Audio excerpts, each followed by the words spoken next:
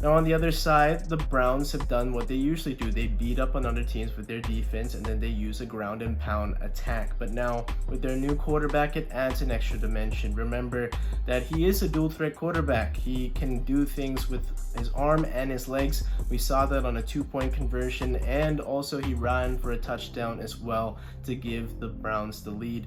And that's been the missing piece. Baker Mayfield was solid, but it's not the same type of guy with this new quarterback ready for the Cleveland Browns in Kevin Stefanski's offense. You know that Amari Cooper is going to be their leading guy, but it was a very quiet day, and they didn't need to do much because they have Nick Chubb and this great offensive line as well. They simply wore down the Bengals slowly but surely, and then Nick Chubb came in with a couple knockout punches using the ground attack and went over 100 yards. And while the Bengals have struggled against the Browns, Nick Chubb and the Browns have dominated the Bengals. We've seen him go over the 100-yard mark 3 times in their last 5 matchups, and yet again he did so on Sunday.